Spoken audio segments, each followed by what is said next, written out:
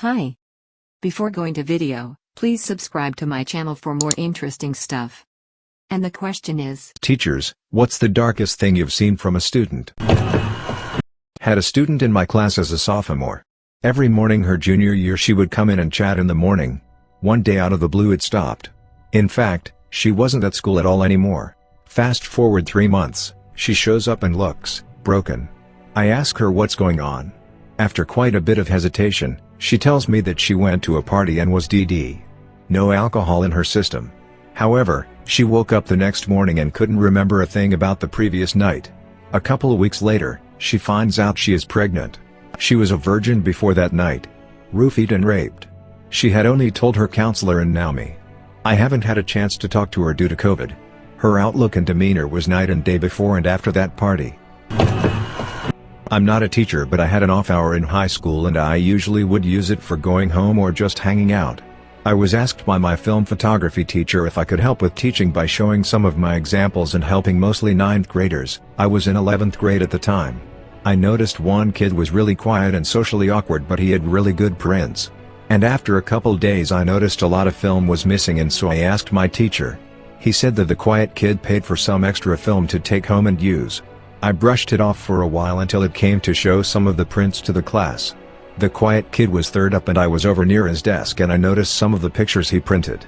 It was 2 people who turned out to be his mother and father on the floor with what I can assume a large quantity of drugs and alcohol. Most of the photos were of his living situation. It was one of the saddest things I've seen. He was a bright and happy person. I got in contact with him a couple months ago and he's living with his grandparents after his mom and dad got into a fight of money. He now shoots a lot of nature photography. I am an English teacher and I am the sponsor of the school's comic book and anime club. This year, I managed to take my club to a convention, and many of them had several firsts, such as meeting celebrities, LARPing, participating in panels, speaking to professional artists, and just being with a larger fandom community. Upon our return, one of my members, a 16-year-old girl, asked to speak to me privately. She proceeded to tell me that she had been molested by her father and uncle ever since she was 12. On her 16th birthday, she finally had enough of the abuse and she contacted the police and told them everything. Before the investigation could begin, her uncle committed suicide out of shame. Her father was about to do the same, but she was able to convince him not to do it. He is now facing trial for his crimes. She then thanked me, and said that the 2 days we spent at the convention were the happiest days of her life, and it allowed her to feel like a child for the first time in 4 years. It was the proudest moment of my career. Not my student, he's from the class next door when I was student teaching. This child had a confusing home life. Apparently he was adopted by a family member, but it's unclear what happened to his biological parents. Anyway, he goes through these intense mood swings. Multiple times throughout the year he would pull the fire alarm and made a break for the school's parking lot at one moment, and then deeply apologetic another moment, as if he wasn't in control of himself just an hour ago. During his outbursts he would occasionally attempt to enter a room, and when he found that he couldn't, he would bang the door and scream at the top of his lungs as if it's a zombie movie. And yes, this is all while instruction is happening. He would literally escape the classroom in the middle of a lesson. He has caused lockdowns. As it turns out, this child is suicidal, and his actions might or might not be self-harming in a sense, since he knows these behaviors would earn him a punishment. Apparently, at home, he's been reported to jump out of a moving car. Later in the year he also told his teacher and parent that he wants to die. His class was awesome though. His teacher had the whole class write a note to the kid, and they all wrote such sweet encouraging notes. The teacher then made a collage and gave it to him as a gift. After his outburst episodes, when he comes back apologizing, the whole class would give him a group hug. At one point all his teachers talked to him after one of his episodes, basically saying how they have such high expectations for him, how far he has come and how much further he will go. My mentor teacher attended this talk. She cried after. I imagined I would too. Sometimes there is a comical side to this situation, though. One day as I was teaching science, I saw the principal chasing this kid down the road through the window, somehow wielding a long stick as if he's about to shepherd him back to his pen. And I had to just keep teaching and act like I didn't see anything. It was a rough student teaching year. I had stories in my room too. But damn did I learn a lot. I didn't see it, but I heard it. I used to work at a shelter for at-risk girls aged 8 to 18. Mainly truancy or runaway cases, but some were taken from homes of abuse, drugs, sex trafficking, etc. We housed and looked after roughly 20 girls at a time when we were at full capacity. Many of them had a lot of mental and emotional issues. One of our youngest girls at the time, around age 9, was talking to an older girl, around 13. Teen was nonchalantly talking about how she was raped as a young girl before she came to the shelter. Next thing I knew, at least 10 other girls who had overheard the conversation started talking about how old they were when they were raped.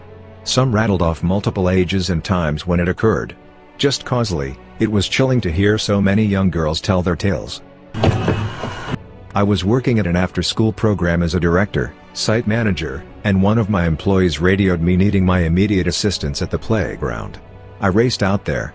The employees pulled me aside and said that I needed to look at Lil Billy's back since it was dark outside. She couldn't tell if it was scratch marks or burns. She said she had put in time out, standing against the basketball pole, and he was trying to lean up against it but kept making weird spastic moves every time he leaned against it, so she asked to look at his back after he said it hurt. I asked Lil Billy to follow me to the nurse's office, leaving the door open. The school staff was all gone, but there are cameras everywhere, and just in case, I didn't want anyone thinking I was doing something inappropriate with the kids since I had no idea what I was about to see and or hear. It took everything in my power to not audibly gasp once I lifted the back of his shirt. I counted at least 7 belt loop bruises and 5 lash marks. I asked where he got them from, to which he replied, "My dad. I got a bad grade." This kid got beat with both ends of a belt because he got a P in conduct. I ended up asking his permission to take pictures, and I immediately called CPS. When I showed up to work the next day at 2 p.m., City and the ISD police were there. I found out, from the CPS person, that the woman listed as his mom was the dad's GF, and she knew the beatings were going on and that this apparently wasn't the first time. CPS and the city police refused to let the GF or dad see him. Good. Mom lived in a neighboring town, so they removed him immediately and sent him there. That's the last I heard of anything. I taught welding and metal sculpture at the high school level for a year. One morning, one of my students, a quiet, awkward, but really nice young man, came into class and asked me for a Band-Aid. I asked him what for, and he replied that it was for a burn. Class hadn't started yet for the day. He showed me, and it was a fresh second-degree burn that was already blistering. It was in the shape of an A. Some kids, if I'm going to be honest, they were bottom performers and troublemakers, from a different class of mine, had swiped a small metal letter A from one of my supply bins, heated it with a lighter, and then branded this kid on the morning school bus. He had let the kids do it because he really wanted to fit in. He didn't have many friends, and these kids had seemed cool because they were always acting out. As a mandatory reporter, I reported it. The police got involved. Other than that, I have no idea what else happened. I was a substitute for a while several years ago. I did the special education classes mostly, everything from kids who simply had a learning disability to students with severe disabilities such as ASD and behavioral issues. One kid had a very low IQ, and suffered from ADHD. He would come in every day an absolute mess. He was beyond violent and had zero control over his emotions. It's common to see those sorts of issues in some of these kiddos, but we didn't understand why it was this bad. He had medication prescribed and on file to help with some of his issues. Well, come to find out, Mom had been keeping his medication to do only God knows what with. He wasn't getting anything to help with these very real problems. Eventually this kid lost his shit on the teacher's aide in the class, and the school had to expel him. One class I was in a lot had mostly kids with ADHD, dyslexia, mild behavioral issues, and I really connected with them. It was a challenge, but I loved them. There was a boy, maybe 10 years old, who would talk to me quite a bit about his father, who was in a local rehab program for meth abuse. It was a religious thing that kept people on a campus and had them do church stuff, labor, and volunteer work. Anyway, he would give me updates every few weeks. At the end of the year he comes up and says, "Guess what, Ms. Phoenix_0113? I think my dad is gonna come home. He says he's not gonna do drugs anymore and he's done at rehab. I can't wait for him to come home." He went on about how they were gonna do father-son type things. It was heartbreaking to watch a child deal with a parent in rehab for meth. He was so hopeful, and there was a deep love there. I hope sincerely, every time I think of that sweet kid, his dad is healthy and present for his son.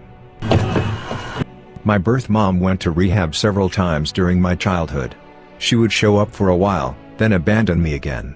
I was adopted by my abusive grandparents. On her side, we don't know who my dad was, and she would just come into my life every once in a while, wreak havoc, and disappear again completely. I remember always hoping that this time it would work and she'd be clean for good. But even when she was court-ordered to AA and NA meetings, when she had 2 broken legs and a broken collarbone from a drunk driving accident, we would drop her off in front and she would wheel her chair right out the back. She even broke her own collarbone further by pushing on the bones so they would give her more pain meds. Once I thought I had the solution. I told her, earnestly, that I wouldn't speak to her anymore if she did drugs. She promised. Of course she broke that promise, and my dumbass kept speaking to her for many, many years. I even went to the hospital hours away to be with her when she was in the ICU for a spinal infection from shooting up. Her husband couldn't be there because he'd been banned from the hospital after trying to shoot her up in the ER waiting room.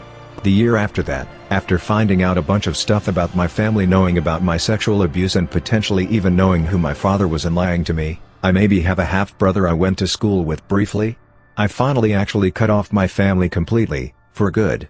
I didn't realize that blocking their numbers in the phone app just blocks the phone from ringing, and doesn't stop them leaving messages. So I did find out my birth mother died on Christmas the year before last. Then I figured out how to carrier block them and I haven't heard anything more. I didn't even feel anything when I found out she was dead. I'd already grieved that relationship, over and over again. There was nothing left to feel. Not a teacher, but when I was in 5th grade my school had a buddy system.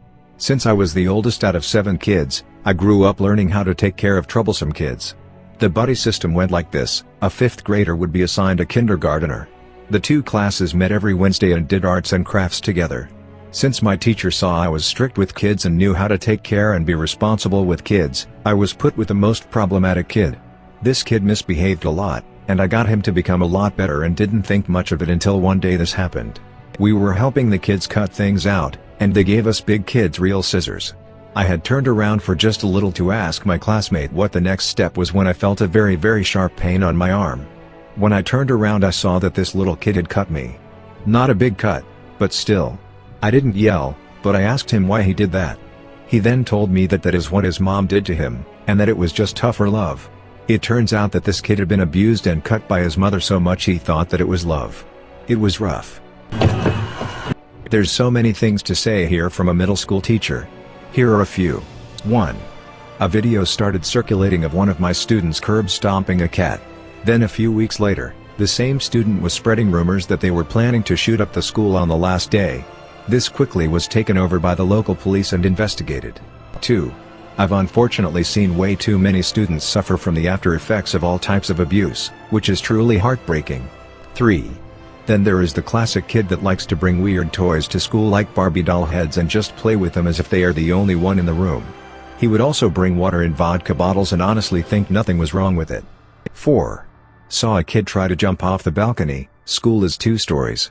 Same kid also put their hands aggressively on another teacher. I think the scariest thing is just realizing that there is a chance that you are witnessing the childhood years of a serial killer.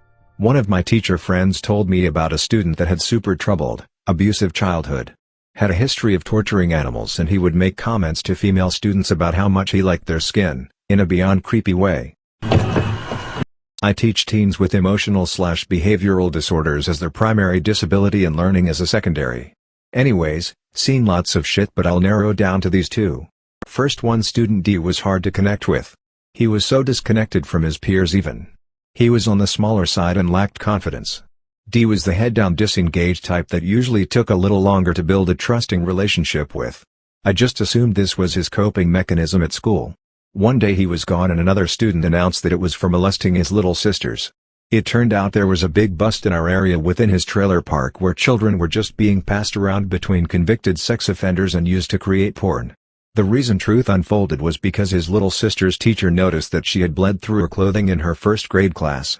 His little sister admitted that he had been abusing her for longer than she can remember. The most upsetting detail I remember is that his mother was allowing it to happen in exchange for childcare and money.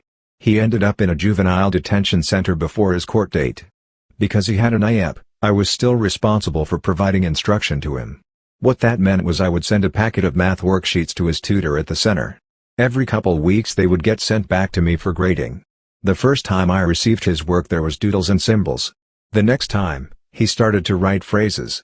By the end of the semester, he wrote me please to help him all over his pages. Later on I found out he was being victimized simultaneously by an older man he met on the bus. He is now married and has a child of his own. Second, I had a brother and sister, K+M, in class together who had a unique bond. They had not spent most of their years growing up together as they were in and out of foster cares or group homes.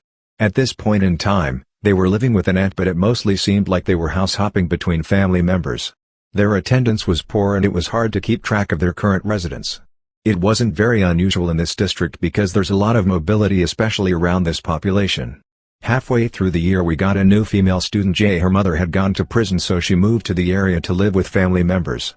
J made a positive first impression with peers despite being quiet and more reserved. She had anxiety and depression, so when she stopped attending after the first week no one seemed alarmed. It was such a big life change, so most teachers presumed she bailed on school. It was at this time K+M were thriving at school. They were seeming more positive and taking better care of themselves. Come to find out, they invited J over one weekend and decided to beat and drug her in an apartment where they had been staying unsupervised.